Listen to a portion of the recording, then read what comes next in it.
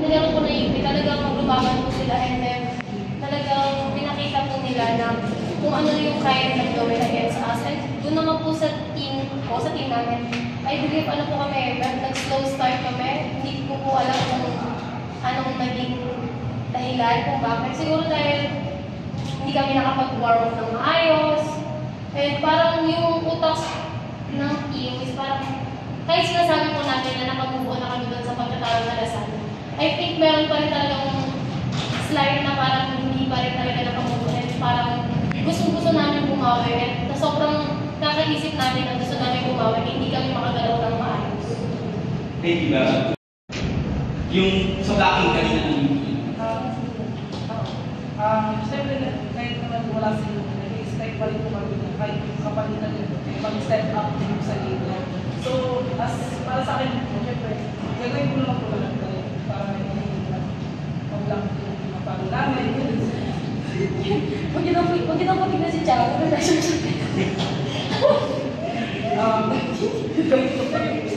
Umiyak. And to balance that, 2044 attacks, 3 service case, 1 block. Ano man sabi niyo sa panahon? Sa akin naman po, ginagawa ko naman ito para sa team namin kasi may goal naman kami and since kanina sa game namin nag-slow start kami, kailangan lang namin ipulido after namin pinag-usapan yung mga kulang namin sa akin. Thank you, Bella, for your question. Isa po sa naging realization namin ng last game namin is dapat hindi kami titigil hanggang hindi pa tapos yung game. Kasi nangyari po last game is parang every other set, parang bumababa yung laro namin. So, dapat yung consistency namin nandun talaga. Kasi lalo na UST po yung kalaban namin next game, undefeated po sila rin. Nung nagkalaban kami sa straight sets na kami. Dapat yung laro namin, hindi siya inconsistent. Kasi once na maunahan kami ng UST, mahihirapan kami makahabol. Yun yung nangyari ng last game.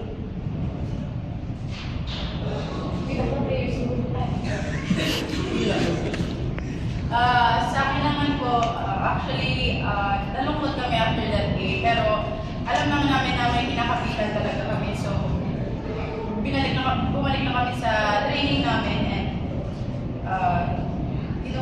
gagawin lahat pala. Yung mga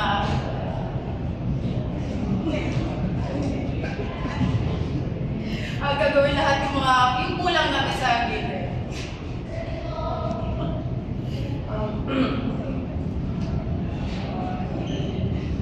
Vision po namin.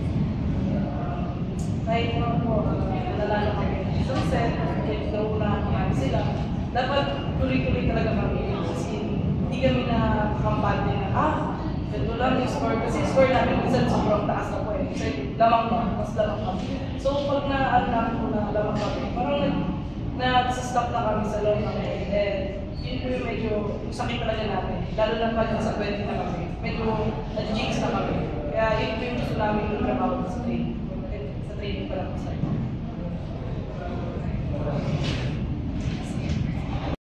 Ano po, siguro, I believe it's all in the mind. Hindi porket hindi kami nakapag-warm up na maayos, hindi na kami makapag-perform na maayos. So dapat yung mindset talaga namin, lalo na UST nga po ng kalaban, which is hindi sila slow style talaga, umpisa pa lang talaga nakakadala sila. Dapat sa training pa lang, ma-practice na namin yun na umpisa pa lang ng training, dapat all out na kami. Hindi yung kung kailan patapos, doon na kami mag-all out. And yun ngayon sa errors po, I believe yun ngayon, parang sinabi ko kanina, yung consistency.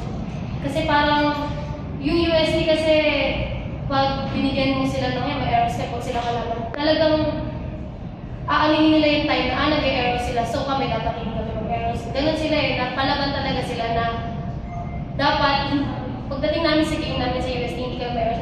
Ano lang yun, parang tiwala lang sa sarili.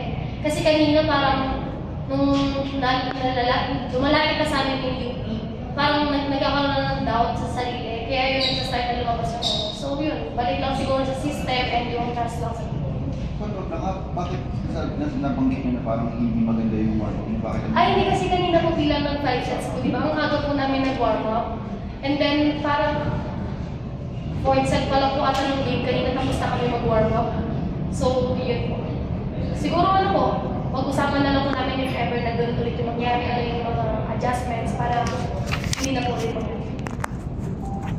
Dahil 18 attacks ka, 71 attacks mo ngayon. So, against UST, gano'n ka naman ka-excited ipakita yung defensive yung defensive skills mo naman against Deadlit and UST?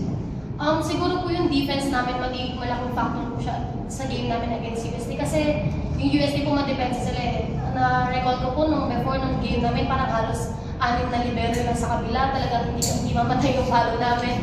Then siguro tatapatan lang namin kung ano yung binibigay nila sa amin na hindi dapat kami magpahuli na porket ma-defense sila, titigil na kami. Dapat dun kami mag-drive na parang, ay, nadidepensahan nila tayo. So, dapat tayo din. Ibalik natin sa kanila na tayo rin kaya namin gawin. And yun, excited na ako na makatapat si Deadlit. Hi, guys! Hinilag na ako kanina. Shoutout sa'yo.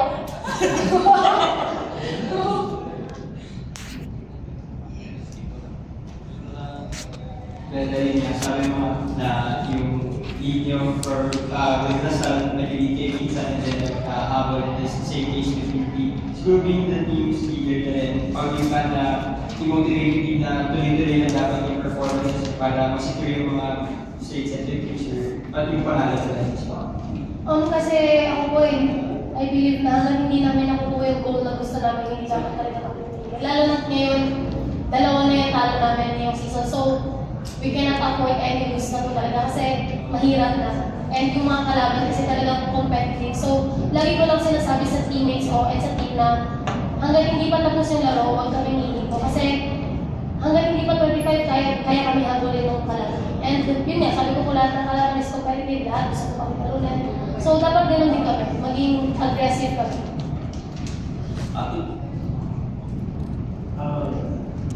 And from last month to Lasal, paano lang siguro nag-come together with yung team para i-address yung mga naging problema ng game and makapaglaro kayo ng mas maayos in today's game? After po ng game, as in after, syempre nalungkot po kami kasi parang nandun na kami. Nandun na, konti na lang mananalo na kami. Pero, ayun nga, talo. And parang konting emote lang kasi hindi naman kami pwede pag-emote kasi start na agad ng second round. So, walang mangyayari sa amin pag nag-sadger pa kami. So, yun, nag-usap kami na kung ano yung naging kulang namin ng game, kung ano yung mga dapat namin i-improve. And then yun, move on na kami. Pinag-aralan na namin yung next game. And then sabi namin, balikan na lang ulit namin yung Lasal pag sila na ulit yung makakalaban. So, yun nga, one game at a time, no to emote out. Yun lang. Chami, what can you say na laki ng tiwala na binigay sa'yo ni Coach Norman sa playing time mo sa court and how you respond? Paano ka respond? First of all, sobrang thankful po ako sa tiwala. Sobrang thankful po ako sa tiwala na binibigay sa akin po. Staff, manager, dala kami sa pinili. Siyempre, kahit naman po anong mangyari, yung laro ko po, i-step up pa rin po. Kasi siyempre, yung pinapalitan ko po, hindi naman po biro yung player na yun. So, kailangan more pa dapat ako na i-perform sa game. Kesa ano?